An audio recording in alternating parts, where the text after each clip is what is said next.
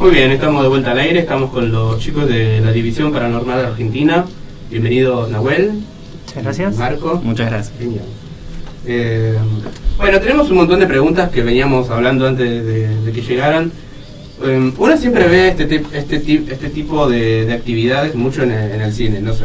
Y una de las preguntas frecuentes es como, ¿cómo saber si lo que uno ve en lo que le llega, ¿no?, de la información del cine es totalmente certera o cierta? Claro. Y si desde su experiencia ustedes pueden decir, los están zanateando a todos o... Es muy interesante la pregunta, porque en realidad ¿hace cuánto? El sábado pasado, sí. Nosotros hacemos unos podcasts para estar un poco más en contacto con la gente, y justamente tratamos el tema de real versus falso. Y abarcamos toda la red, YouTube, Facebook, el cine mismo también. Así que bueno, justo tratamos ese tema, nos viene perfecto porque tenemos fresquito. Sí. Mira, nosotros siempre decimos que hay como un poco y un poco. Hay un poco de verdad y un poco de show, naturalmente, porque como cualquier cosa que se transmite por un medio masivo tiene que generar rating o bueno, que la gente quiera ir a verlo. Un caso perfecto de este estilo es los Warren, que tiene, bueno, la historia de lo que fueron ellos, el museo que generaron y todo eso. Lo del Conjuro, la película del Conjuro. Exactamente. Sí. Exacto. Y después, bueno, mucho de fantasía, de las apariciones, de los ataques puntualmente. Pero bueno, tiene un poco y un poco. Después ya tenés las que son extremadamente fantasiosas, que bueno, eso es un poco más fácil de discernirlo. Pero generalmente, por ejemplo, esta otra película... que también nos confunden mucho el nombre con la película. ¿Cuál? Actividad Paranormal. Actividad Paranormal, sí. Donde tratan una cuestión de energías muy negativas en la casa, que también se suele dar, pero no al nivel de la película, que te arrastran de la cama, claro, ¿entendés? Está súper exagerado, pero hay un cierto grado de verdad en lo que están. Exacto. Si tenemos que establecer un origen ¿cómo se diría?, en la decisión que lo llevó a embarcarse en este tipo de actividades, ¿cuál sería? ¿Tuvieron alguna experiencia cercana que les despertó curiosidad? O... Sí, es un poco eso, que cada uno tuvo su experiencia propia antes de tomar la determinación de empezar a investigarlo desde el lado científico. Y un día charlándolo, dicen que este tema es muy tabú, entonces empezás a preguntar, ¿y vos qué pensás de esto? Y cómo empezás a darte cuenta de que más o menos va por el mismo lado, lo pensás de la misma manera. Y decís, bueno, ¿por qué no empezamos a ver cómo investigar esto? ¿Cómo determinar, por ejemplo, estos casos así tan hollywoodescos de actividad paranormal, a qué se deben, cómo poder medir ese tipo de energías tan negativas? Empezamos a charlarlo, no tanto, sí, porque es negativo. Claro. No hay que dar el mensaje de que todo sí, claro, es negativo, ¿no? Pero sí, nos encontramos en el mensaje de que los dos queríamos ver algo más serio en todo lo que podíamos consumir en las redes sociales. Entonces dijimos, bueno, si queremos ver algo más serio, ¿por qué no hacerlo nosotros? Claro, exacto. En lo que mencionaste del caso de la pareja que estudiaba fenómenos paranormales, sí, justo hace un par de años leí En un lugar oscuro, que es la historia real, de lo que está, después lo ayornaron un poco, hicieron El Conjuro, pero la historia verdadera habla de manifestaciones y explica un poco cómo es el caso, pero sin llegar a esos extremos. Exactamente. Y es muy interesante leerlo de ese modo. Sí, por supuesto. Sí, por eso siempre está bueno por ahí tener el ojo crítico suficiente, que es lo que nosotros siempre queremos generar en la gente, de poder tomar lo que sirve y descartar lo que es show para asustarte un rato y nada más.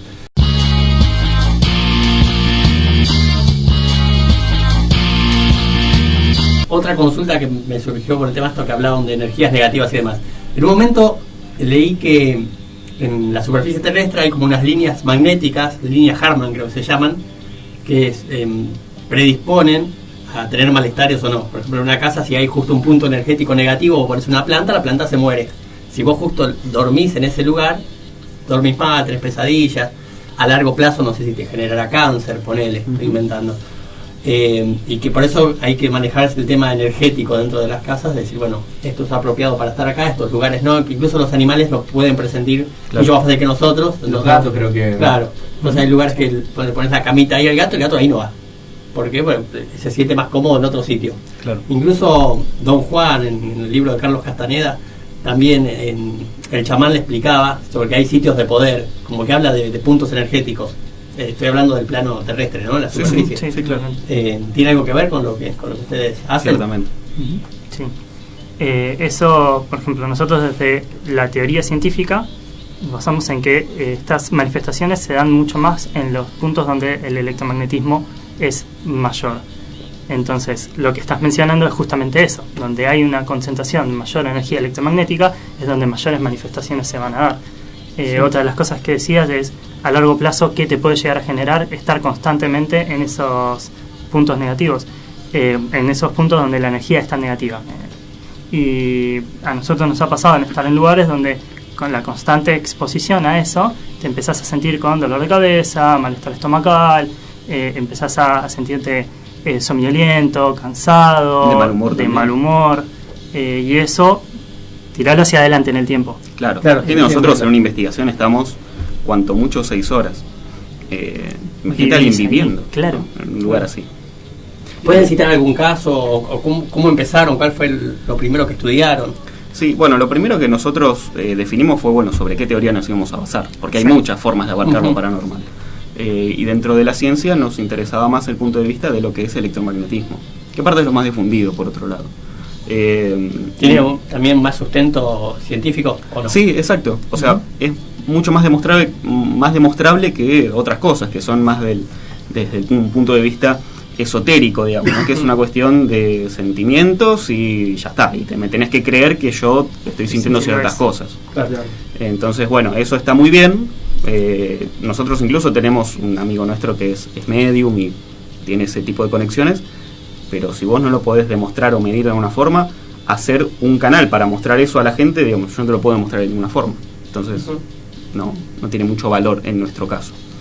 Obviamente que para una investigación sí tiene valor, pero para mostrar al público o generar un canal de contenido de eso, nosotros no le vemos el valor. Entonces nos definimos por la teoría de lo científico y abocado a lo que es energías y electromagnetismo puntualmente, que aparte es lo que rige el mundo, ¿no? Lo que estamos viendo ahora es el campo electromagnético visual, en este caso, ¿no? Bueno, en fin. Y bueno, salimos con los elementos necesarios para soportar esta teoría, que son, bueno, equipos medidores de electromagnetismo, ciertas cámaras con cierto rango de visión un poco más ampliado que una cámara normal como la que pueden tener acá, y salimos a hacer nuestras primeras investigaciones. En lo que vos le preguntabas a Nahuel justo recién, tenemos un caso muy claro de lo que afecta el electromagnetismo en la exposición a este tipo de energías, ¿no? Porque las entidades, como nosotros las llamamos, se manifiestan, absorben, emiten electromagnetismo. Entonces uno está cuando hay en el ambiente, uno está expuesto a esto. Por eso el tema también a veces de las piedras, ¿no? Que siempre como llevamos. El cuarzo. Sí, exactamente. Sí.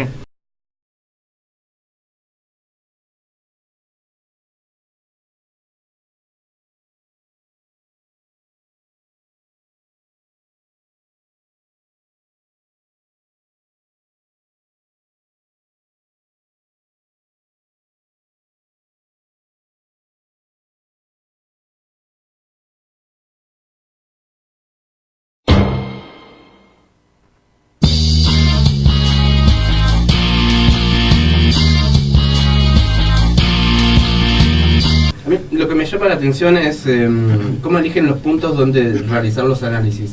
La gente se contacta con ustedes y le dicen observamos determinada actividad o nos pasa ciertas cosas, o ustedes presienten más o menos que Mira, generalmente nosotros decimos el lugar.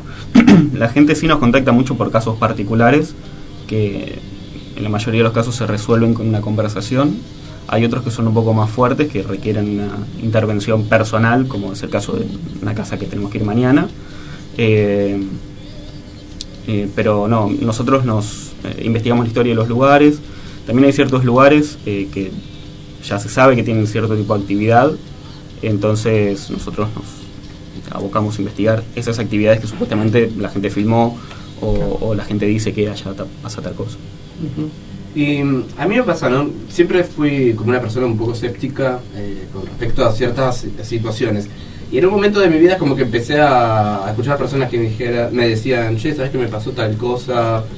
No sé, perdí algo y lo encontré en un lugar donde no lo dejé, cosas así.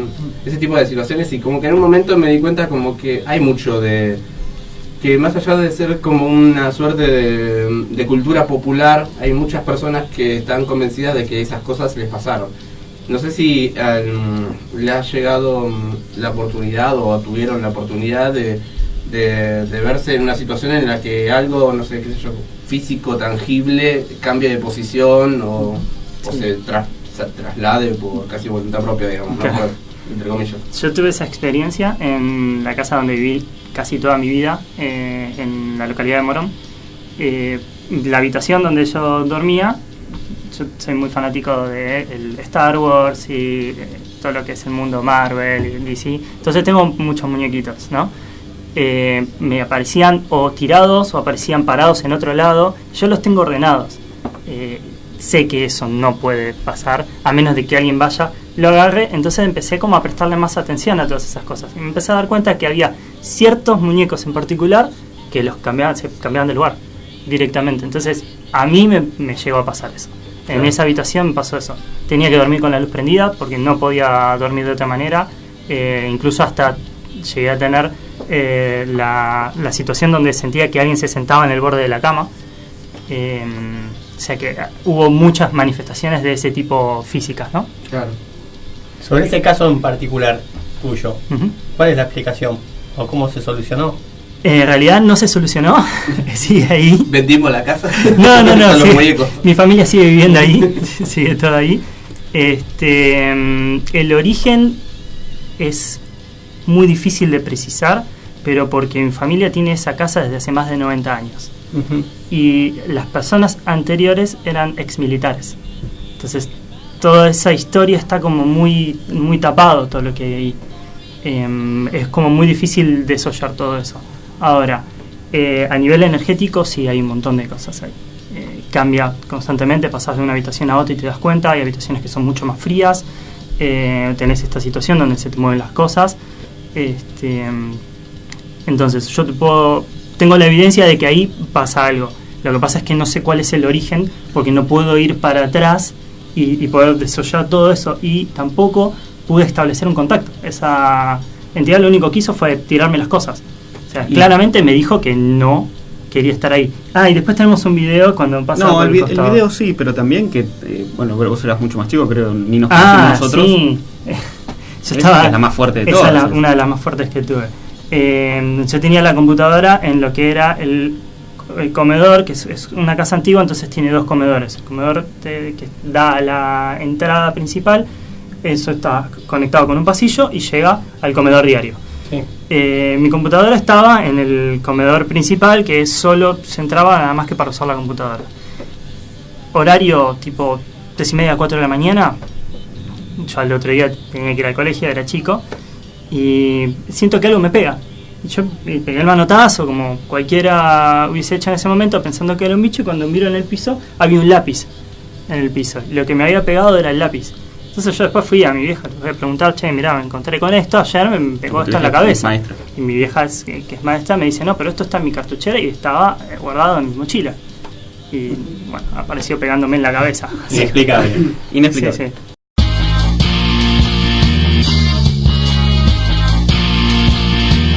A mí lo que me llama la atención es cómo eligen los puntos donde realizar los análisis. La gente se contacta con ustedes y le dicen, observamos determinada actividad o nos pasa ciertas cosas, o ustedes presienten más o menos que Mira, generalmente nosotros decimos el lugar. La gente sí nos contacta mucho por casos particulares, que en la mayoría de los casos se resuelven con una conversación. Hay otros que son un poco más fuertes, que requieren una intervención personal, como es el caso de una casa que tenemos que ir mañana. Pero no, nosotros investigamos la historia de los lugares.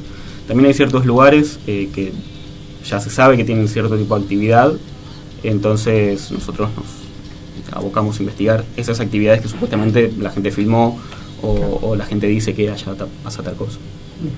Y a mí me pasa, ¿no? Siempre fui como una persona un poco escéptica con respecto a ciertas situaciones.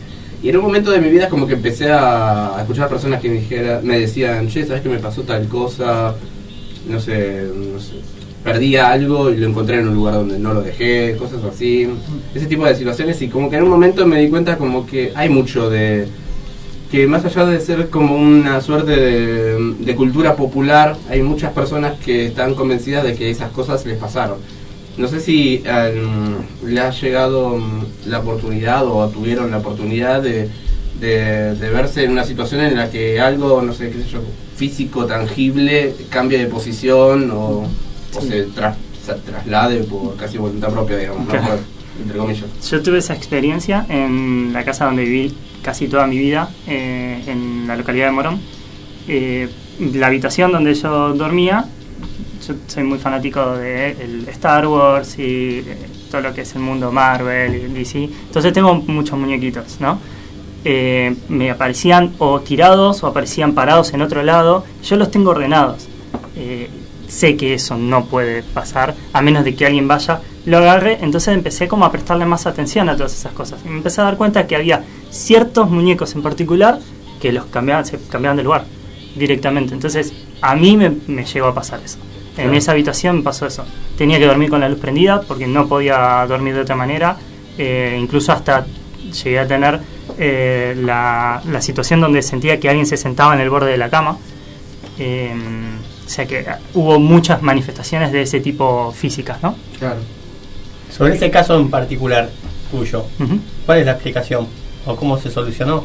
En realidad no se solucionó, sigue ahí. ¿Vendimos la casa? No, Los muñecos. Mi familia sigue viviendo ahí, sigue todo ahí. El origen es muy difícil de precisar, pero porque mi familia tiene esa casa desde hace más de 90 años. Y las personas anteriores eran exmilitares. Entonces toda esa historia está como muy, muy tapado, todo lo que hay ahí. Es como muy difícil desollar todo eso. Ahora, a nivel energético sí hay un montón de cosas ahí. Cambia constantemente, pasas de una habitación a otra y te das cuenta. Hay habitaciones que son mucho más frías. Tenés esta situación donde se te mueven las cosas. Entonces yo tengo la evidencia de que ahí pasa algo. Lo que pasa es que no sé cuál es el origen, porque no puedo ir para atrás y poder desollar todo eso, y tampoco pude establecer un contacto. Esa entidad lo único que hizo fue tirarme las cosas. O sea, claramente me dijo que no quería estar ahí. Y después tenemos un video cuando pasa por el costado. El video sí, pero también que, bueno, vos eras mucho más chico, creo, ni nos conocimos nosotros. Sí. Esa es la más fuerte de todas. Esa es una de las más fuertes que tuve. Yo tenía la computadora en lo que era el comedor, que es una casa antigua, entonces tiene dos comedores. El comedor que da a la entrada principal, eso está conectado con un pasillo y llega al comedor diario. Sí. Mi computadora estaba en el comedor principal, que solo se entraba nada más que para usar la computadora. Horario tipo 3:30, 4 de la mañana. Yo al otro día tenía que ir al colegio, era chico, y siento que algo me pega. Yo pegué el manotazo como cualquiera hubiese hecho en ese momento, pensando que era un bicho, y cuando miro en el piso había un lápiz en el piso. Lo que me había pegado era el lápiz. Entonces yo después fui a mi vieja, le voy a preguntar, che, mirá, me encontré con esto, ayer me pegó esto en la cabeza. Y mi vieja, que es maestra, me dice, no, pero esto está en mi cartuchera y estaba guardado en mi mochila. Y bueno, apareció pegándome en la cabeza. Inexplicable. Inexplicable. Sí, sí. Y bueno, vamos a la sección de edificios así con historia de Buenos Aires. Acá Mauro, se llama Mitos Urbanos. Muy bien. Me parece muy bien. Es un segmentito, o sea, solo cuento una historia. Esto es el Castillo de la Boca, se llama. Fue terminado ya por el año 1909 y está en el cruce de Almirante Brown, Huescolaun Villafañe y la avenida Benito Pérez Galdós. Supuestamente, como en ese momento la ciudad se llenaba de inmigrantes y el barrio de La Boca estaba creciendo de una manera a pasos agigantados, decidieron que esa esquina era un lugar estratégico para poner una casa de venta de propiedades, ¿no? Como para Y bueno, entonces contrataron a un arquitecto español que, bueno, o sea, en base al diseño de esa época, le quiso dar como un toque medio de Barcelona a esa esquina, y la señora que mandó a construir el edificio, que se llama... bueno, ahora no importa. se me perdió entre todos los datos. Decidió, cuando la vio terminada, decidió que en vez de que sea un edificio destinado al comercio, que sea como se dice, una vivienda. Quería vivir ahí. Pero empezó a traer cosas decorativas de diferentes lugares, y acá viene como lo que dispararía el origen de la historia que esconde el edificio. Dice que mandó a traer de España unas plantas que supuestamente, según la cultura popular de la zona, en esas plantas habitan unos duendes que son quietos. Entonces la mujer trae esta planta como adorno a su casa. María Luisa Abor Arnaud se llamaba como para acordarse, ¿no? Trae esas plantas para adornar, y al poco tiempo decide irse porque decía que había cosas que no podía explicar y se las adjudicaba a estos duendes que habían venido con la planta esta. Así que decide poner la casa en alquiler, se muda, y al tiempo va a vivir una chica llamada Clementina. Clementina era una artista plástica, y por lo cual recibía visitas de todo tipo para hacer entrevistas de diarios y todo ese tipo de cosas, hasta que en un momento deciden fotografiar sus obras, y dicen que en una de esas fotos se vio retratado uno de estos duendes. En situación ocasional. Entonces parece que fue tanto el disgusto, tanto el enojo que le produjo a este tipo de criaturas, que empezaron a someterla psicológicamente al maltrato y todo tipo de hostigamiento a esta chica Clementina, hasta que llegó al suicidio.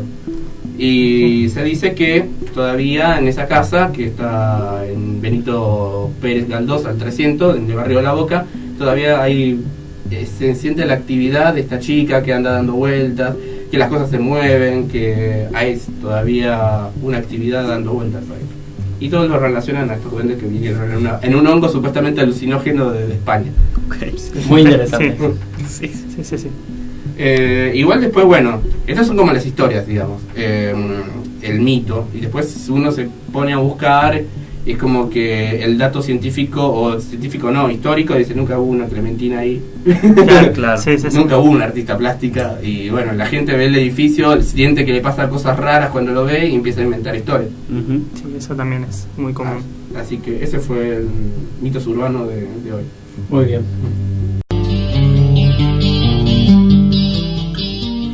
Seguimos acá con los chicos de la División Paranormal Argentina. Miguel de Caballito, ¿de qué modo determinan si realmente el objeto lo movió una entidad y no fue un fenómeno físico? Bien, digamos que lo mueve una entidad genera un fenómeno físico, o sea, no está separado eso realmente. Determinar que lo movió una entidad o no, hay que estar en vivo, tener un fragmento de video muy convincente que pueda demostrar que el movimiento se produjo por algo que uno no puede explicar con la gravedad. Sí, claro. Digamos, con las herramientas que uno tiene día a día. Pero bueno, sí, el método científico es así, sí o no.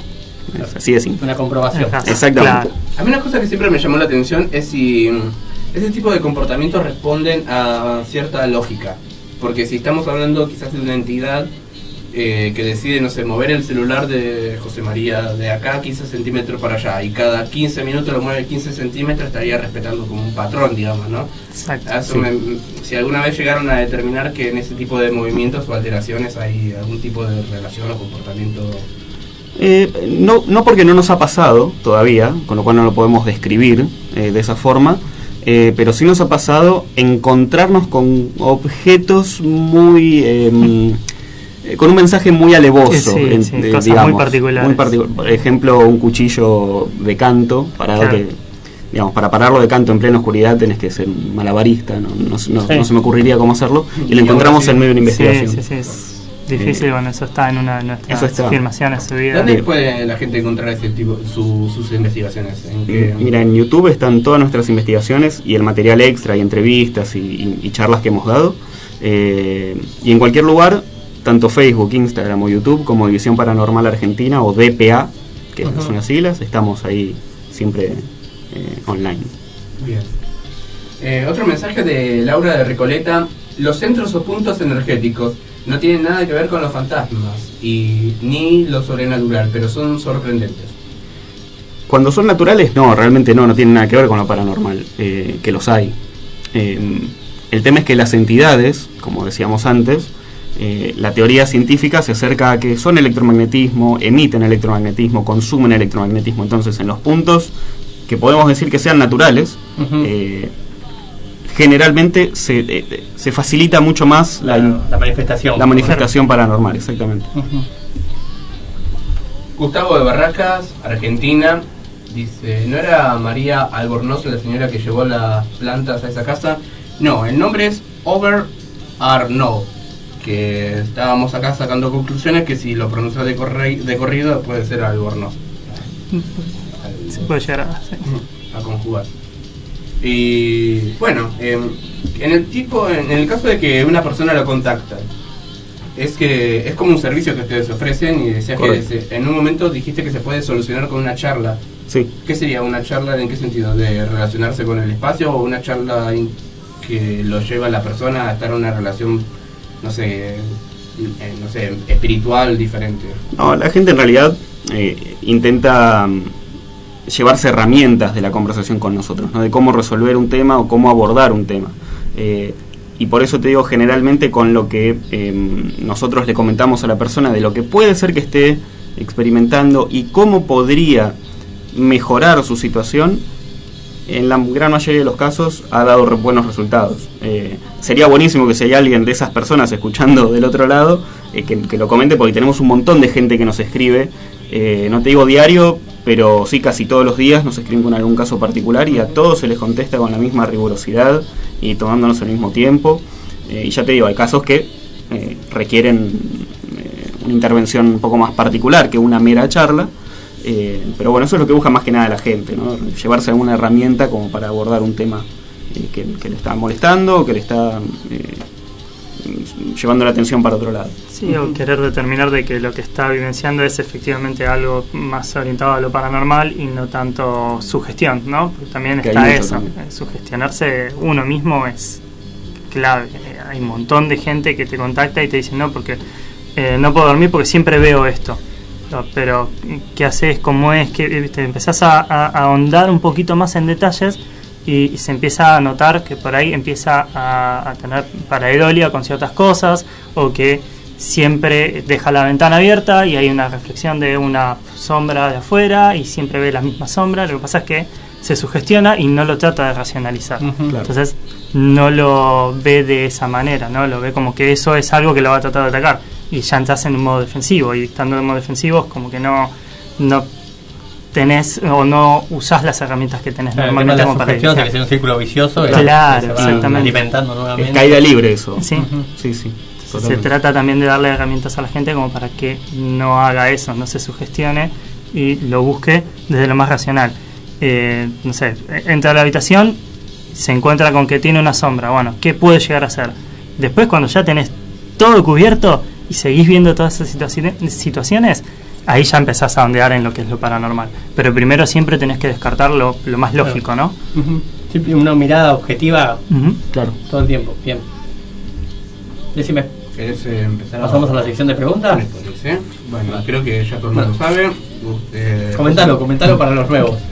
José María, voy a poner el cronómetro y José María va a empezar a hacer preguntas rápido, y tienen que responder la mayor cantidad en un minuto. ¿A quién se somete a este? Yo no tengo problema. ¿Estás preparado? Cuando vos Espero digas, que sí. Adelante. Adelante. No, vamos. ¿Tenés pesadillas? No. ¿Edad? 19. ¿19? ¿El diablo existe? No. ¿Conocés la obra de Tolkien? Sí. ¿Tu profesión te dio miedo alguna vez? No. ¿Cuál es el peor lugar que existe en el planeta? Mi casa. ¿Qué tipo de películas te gustan? De terror, obviamente. ¿Le haces caso al horóscopo? No. 3 cosas que den mala suerte. Dicho popular: gatos, escalera y romper un espejo. 2 adjetivos que te distinguen. Es largo. Paso. ¿Cuál es el mayor miedo de tu vida? Perder a mis amigos y a mis seres queridos. ¿Existe un mal incurable? El que se inflige uno mismo. ¿Te vestiste alguna vez de mujer? No. ¿Qué puntaje le das a la serie alemana Dark? 7. ¿Crees en Dios? No. ¿Entendiste el final de Evangelion? Sí. ¿Un libro que nadie debería dejar de leer? Caballero de la Armadura Oxidada. ¿Cuál es tu comida preferida? Listo. Uh. Comida y terminamos. Comida preferida, las empanadas. Qué rico. Bueno, gracias por someterte. Por favor. a esto. Bien, Igual les mentí con la edad terrible, tengo 30, 19. Pero bueno, hay algo ahí, habrá que hacer un estudio. Sí. Dichos populares, de todas esas cosas que se comentan y todo, que todo el mundo conoce, no pases por debajo de la escalera, que lo mencionaste, y el tema espejos. O con los espejos hay todo un tema. Claro, Lo espejo es otro un poco no, más, pero... claro, el resto es solo lo que decíamos, es sugestión, ¿no? Si uno piensa que eso le va a traer mala suerte, cualquier cosa que vea que después no es lo que esperaba, ya es mala suerte. Pero el tema de los espejos sí tiene una relación más paranormal. Hay gente que piensa que son portales, hay gente que piensa que solo acumulan energía, y esa energía puede ser tanto positiva como negativa, y si es negativa te va a llevar a algo malo, pero o sea, los espejos es un tema un poquito más complejo. La ruptura de un espejo supone que eso está almacenando energía, ¿no? Si liberas esa energía rompiendo el espejo, se libera a gran intensidad, puede llegar a tener algún trastorno, eso puede llegar a suceder. No he tenido la comprobación científica de eso, pero es una de las teorías que se manejan, ¿no? En ese caso. Ahora, que se te cruza un gato negro, más que acariciarlo, no te va a pasar. A lo sumo te araña, llamalo mala suerte, Claro. pero no, ese tipo de cosas no. Lo que pasa es que se le atribuye que si después te pasa algo que está mal, hoy pasé por abajo una escalera, la verdad que no tendría que Justo haberlo perdí hecho. el trabajo. Claro. Sí que debe ser eso. Debe ser que tengo 7 años de mala suerte porque no, ese tipo de ¿Te cosas. vas a empezar a buscar vos? Claro, exactamente. División Paranormal son ustedes dos. Sí. Sí. Bien. O sea, ¿y lo fundaron hace más o menos cuánto tiempo? Hace unos 4 años. 4 años, sí. Y monedas, pero Sí. 4 años. Pregunta, ¿el tema del espejo se asemeja también a la fotografía? O me acuerdo, no sé, Carlos Castaneda, que aprendió con un brujo Jack y demás, decían que no quería que le tomaran fotografías, porque era una forma de robar la energía. El alma. Sí, no, creo sé que si eso el no... alma, pero no se hablaba de un traspaso energético y dice Claro. que es malo. Mira, no, en ese aspecto no. Te diría que no tiene tiene ningún nada que ver. asevero. Pero lo que sí tiene un espejo con una cámara es que no juzgan lo que reflejan. O sea, la información que le llega tanto al lente de una cámara como a un espejo pasa como lo más como el ojo más objetivo que se te pueda ocurrir. No juzgan lo que ven, entonces no tienen un sesgo cultural sobre lo que está captando una cámara o sobre lo que recibe un espejo y rebota. Porque si bien uno diría, bueno, yo estoy viendo lo que refleja el espejo, sí, pero justamente no es tu ojo el que está mirando lo que refleja, no es tu ojo generando el reflejo en el espejo, vos estás mirando el reflejo del espejo. Entonces, es como ver por el lente de una cámara. Es una cosa más o menos así. Por eso, bueno, se dice que los espejos, los portales y que bueno, suelen decir más verdades que la realidad misma, los espejos o las cámaras, justamente por no tener ese filtro cultural, social, del país en donde vivimos, la familia que uno creció, etcétera, que tiene el ojo humano. Entiendo. Cuando decidieron fundar la División Paranormal, primero comenzaron a capacitarse. ¿Cómo fue el proceso ese de empezar a adquirir conocimientos para enfrentarse a estas situaciones? Fue mucho más fácil que lo que uno puede pensar, porque realmente lo fuimos analizando, estudiando durante muchos años. Nosotros, Nahuel y yo, nos conocimos en el 2009, empezando a trabajar juntos en el mismo lugar. Entonces ya desde esa época, que empezamos a hablar de todo esto, como te comentaba él, así tanteando a ver qué pensaba el otro, ya teníamos un cierto conocimiento y después lo fuimos como elaborando mucho más a lo largo de esos años hasta que creamos nuestro equipo. Entonces realmente fue una construcción temporal, todo el conocimiento y bueno, la idea que uno tiene sobre lo paranormal. Así que nos fue bastante más fácil, fue poner el nombre y salir con lo que ya sabíamos. Bien, tenemos una pregunta de Karina de Barrio Norte. Dice, ¿cuáles son esas herramientas de las que hablan, o de las que hablas? Y muy bueno el programa. Por ahí estaba contextualizado en alguna otra cosa. Creo que las herramientas que le dabas a la gente como para... Como la primera medida cuando te llaman diciendo que tienen un problema o que están ante un fenómeno paranormal, como las primeras medidas objetivas que le daban para descartar si era esto o no. Claro. Bueno, básicamente lo que hacemos es indagar en el contexto, bien. O sea, tengamos en cuenta que esto no deja de ser una conversación, entonces nosotros no podemos aseverar que lo que nos estén diciendo del otro lado sea cierto o no. Nosotros tomamos como que es cierto para poder analizarlo y dar algún que otro, entre comillas, veredicto o recomendación, pero bueno, nosotros a ciencia cierta no lo sabemos. Varía muchísimo en el caso de caso por caso. Hay gente que nos ha dicho que tenía que siempre se sentía observada, que siempre había mucho mal olor en la casa. Me acuerdo que fue incluso uno de los primeros mensajes. Será por eso que me lo acuerdo tanto, porque fue el de los primeros. Una chica de Mar del Plata nos contactó diciéndonos eso, ¿no? Que siempre estaba como de mal humor en la casa, que siempre olía feo en la casa. Son todos síntomas de una energía negativa / posesiva, digamos, que se alimenta de la energía de uno mismo. Entonces, bueno, lo que le recomendamos en ese caso particular, ya, o sea, vuelvo a decir, tiene que ver caso por caso, era, por ejemplo, los sahumerios ayudan mucho, pero no por el sahumerio en sí, sino por la acción de sahumar una casa, de dejarlo cuando uno va sahumando, poniéndole una intención positiva. Eso vale muchísimo para estas cosas, con un aroma que a uno le agrade, cambiar el aire un poco, poner música que a uno le guste, hacer algún hobby, alguna actividad que le guste. A esta chica, por ejemplo, le gustaba mucho pintar, le recomendamos que después de hacer eso, después de poner música, se ponga a pintar, y hacer todas cosas que generen un clima agradable en la casa, un clima lindo en la casa. Bueno, y lo hizo y funcionó de maravillas, en su caso, ¿no? Funcionó según ella. Vuelvo a decir, yo no sé si lo que le pasaba era realmente eso o tenía otra cosa, y si efectivamente le funcionó o no. Nosotros nos quedamos con eso. También recomendamos algunas piedras, pero eso ya va más si la persona cree o no. La meditación. La meditación no la recomendamos porque no la sabemos practicar, pero sí las piedras que usamos nosotros se las recomendamos a la gente para que se proteja energéticamente. Genial. Bueno, como había dicho, hay una palabra que se mencionó varias veces y justo llegó una pregunta que creo que sintetiza todo lo que... Una pregunta de Luciano, que dice, para los invitados, si alguna vez se sintieron en peligro investigando un caso. Si es así, ¿cuál? Bien, la respuesta es sí. Sentirnos en peligro, sí. El caso fue nuestra segunda investigación, que fue en un frigorífico abandonado.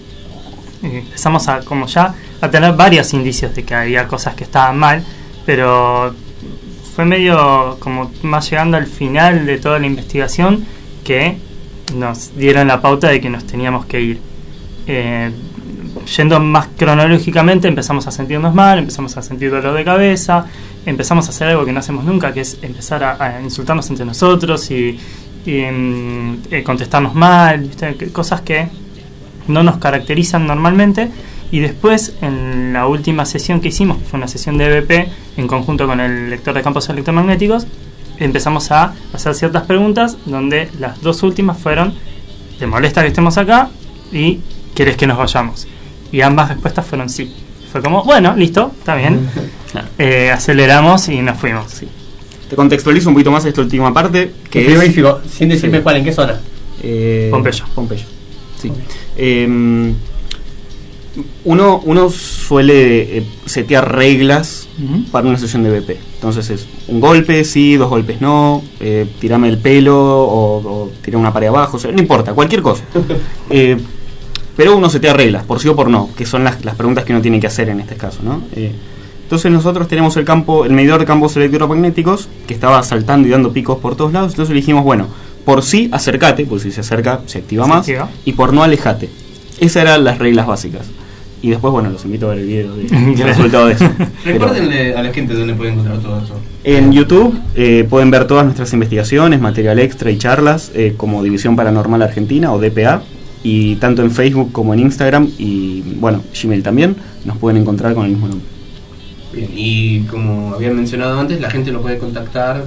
Por supuesto. Sí, ningún problema. El contacto general siempre es Facebook, ahora se está dando un poco más en Instagram.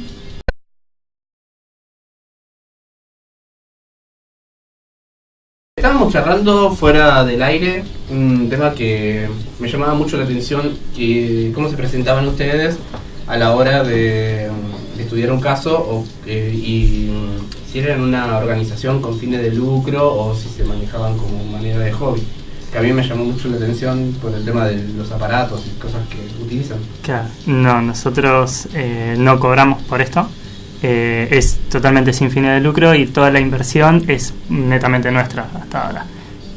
Sí, digamos, lo único que pedimos a cambio es poder usar el material que podamos captar en el lugar. ¿Sí? Es lo único que le pedimos a cambio a la gente. Y si bien nos manejamos sin fines de lucro, nos manejamos con la seriedad que se manejaría una empresa.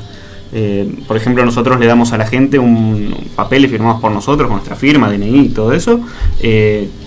Es un disclaimer de privacidad, donde esta persona nos da a nosotros su punto de vista sobre cómo quiere que tratemos el material en el público.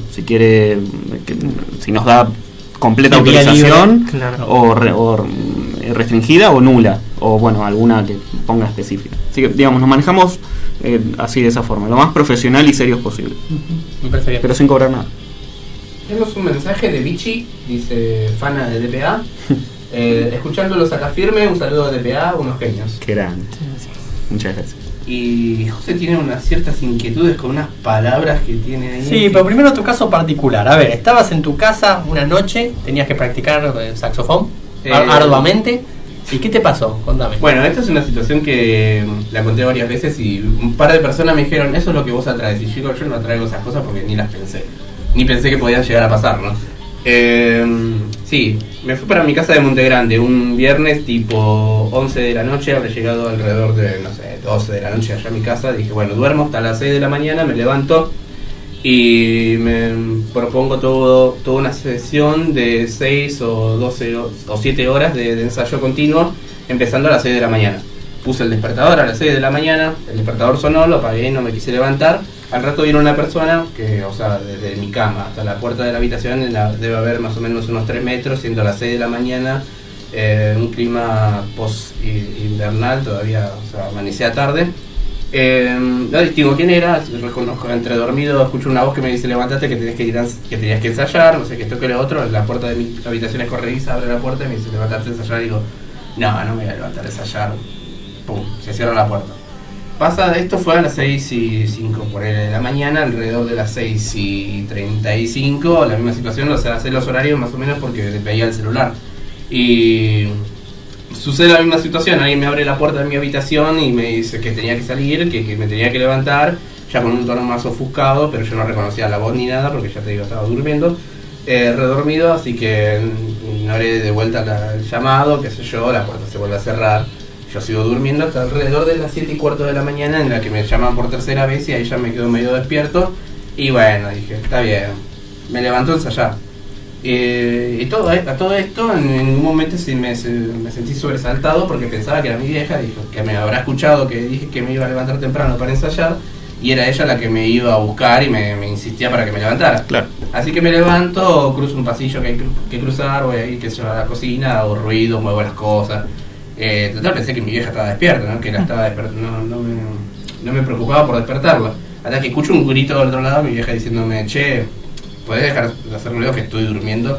Digo, ¿cómo que estás durmiendo si hace un ratito me fuiste a despertar? No, yo no te fui a despertar, yo estoy durmiendo. Dije, bueno, debe ser una broma. Pasó el rato, que yo a la hora del mediodía estábamos almorzando y le digo, vieja, vos me fuiste a despertar. No, yo no me levanté para nada.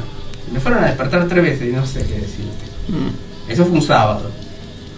2 sábados siguientes, a mi hermana le pasa que era la noche, ve que por la puerta que da al pasillo hay una persona parada y que camina en dirección, no sé, hacia una pared. O sea, el pasillo daba un lugar sin salida. Entonces claro, mi hermana va y ve que no hay nadie. O sea, está la sugestión de que podría haber entrado alguien, pero no tenía por dónde salir, se había entrado alguien.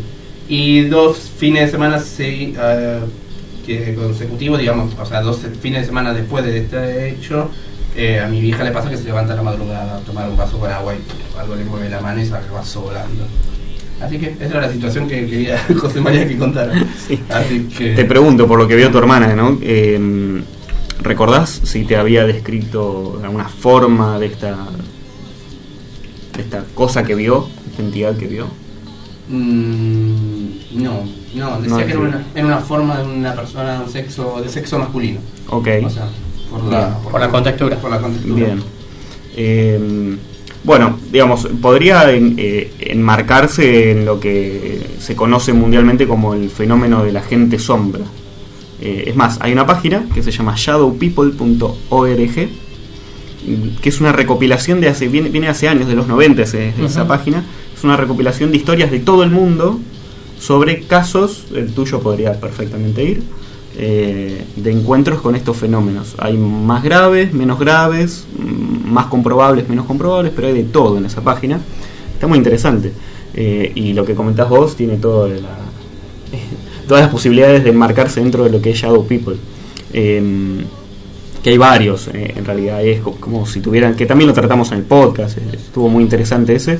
Es como si tuvieran rangos, ¿no? Está el que es una especie de figura humanoide, sin nada, se ven los hombros, la cabeza limpia. Rara vez se le puede ver alguna facción, son un negro opaco. Sí, es el negro absoluto. Después tenés los que son que tienen una capucha o una especie de capa, tipo monje, un estilo así. Y después los que tienen un sombrero, que son los más raros de ver generalmente, los más raros de manifestarse. ¿Será porque son los de más jerarquía? No lo sabemos bien, pero tiene que ver con eso. ¿Tiene alguna explicación, alguna teoría, aunque sea?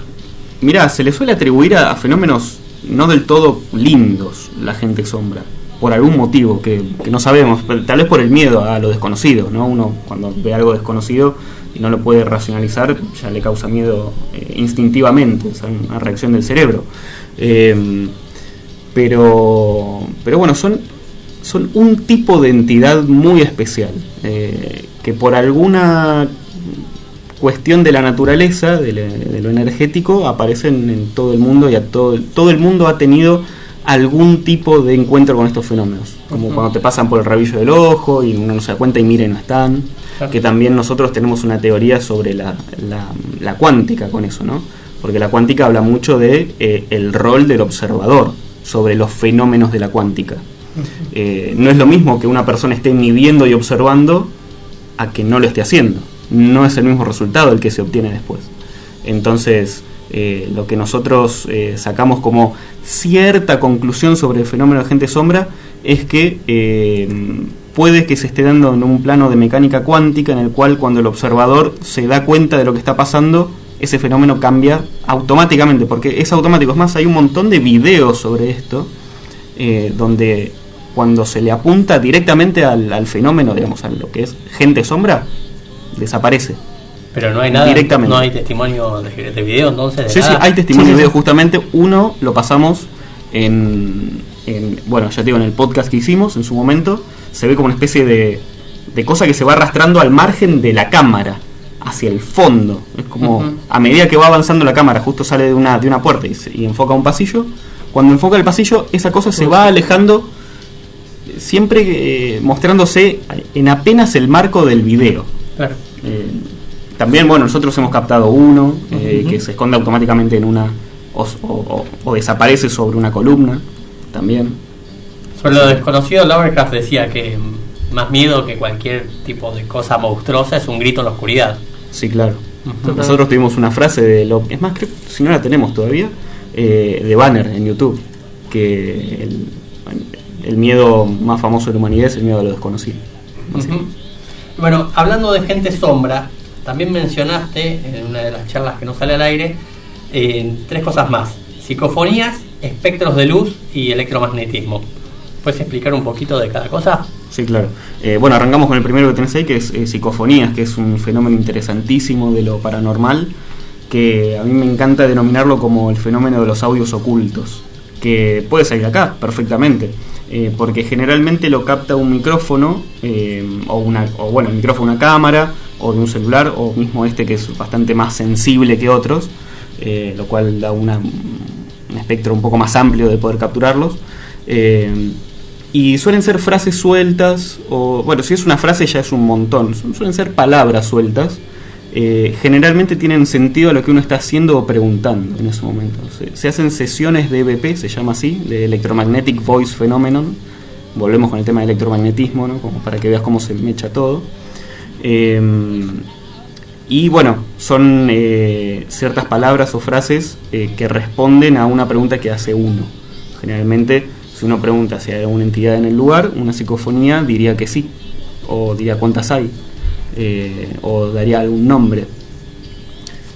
Y nosotros no lo escucharíamos, digamos, lo escucharíamos después cuando hacemos la desgrabación y el análisis posterior.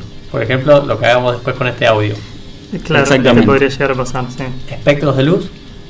Los espectros de luz vuelven a marcarse a lo que es el espectro electromagnético, pero ahora abarcado a lo que es Fenómeno lumínico. los nanómetros en los que se mueve la luz visible. Y es lo que te decía, que nosotros tenemos ciertas cámaras preparadas especialmente para esto. Una de las cámaras que tenemos se llama Full Spectrum o espectro completo, que puede ver en el rango ultravioleta e infrarrojo, o sea, por debajo y por encima del espectro de luz visible.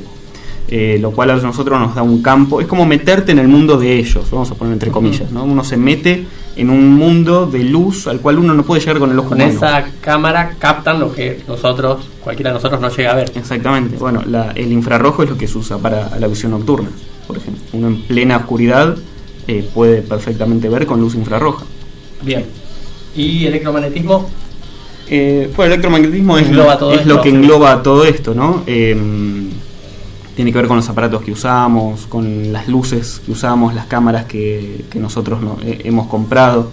Y también está bueno pensar a todos los equipos que hemos adquirido como la respuesta a lo poco sensible o poco desarrollado que están todos nuestros sentidos con respecto a todo esto.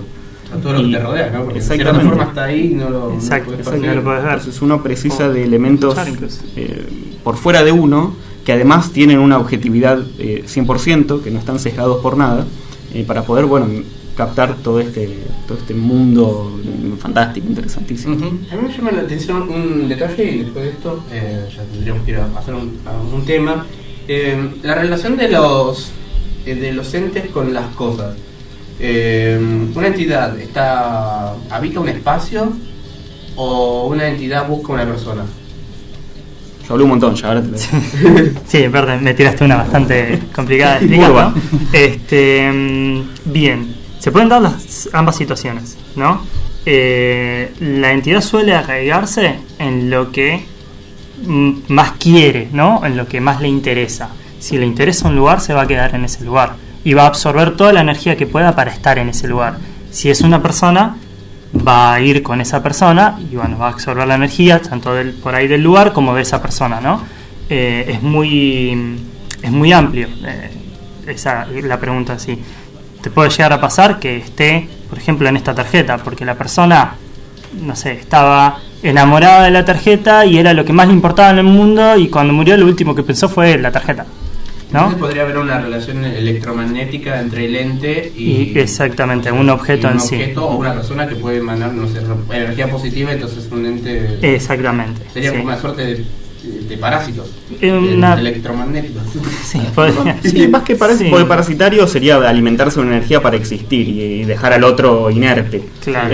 Se da una especie de conexión Una especie cuántica. de simbiosis, ambos coexisten, uno alimenta al otro, puede llegar a ser que uno ataque al otro, sí, te puede pasar, si eso es energía más bien negativa, pero coexisten con todo. Te puede pasar que tengan mayor energía o menor energía como para manifestarse o no, pero... No sé si están familiarizados con este fenómeno cuántico, que es cuando uno modifica un elemento que está conectado con otro, el otro, no importa la distancia que esté, se modifica de la misma forma. Claro, creo que Tiene algo que ver con más o eso. menos la teoría del caos, o sea que... Es un poco eso, o sí, sea, que el aleteo de una mariposa acá es sí, un tornado y en en otro realidad lado. sí, pues son pequeños cambios imperceptibles que van a lo largo van alterando a lo grande. La reacción en cadena. Así que por el momento vamos a ir a ir a un tema y seguimos con una pregunta, con una palabra que se estuvo dando vueltas mucho y no la tocamos. Muy bien. Parece muy bien.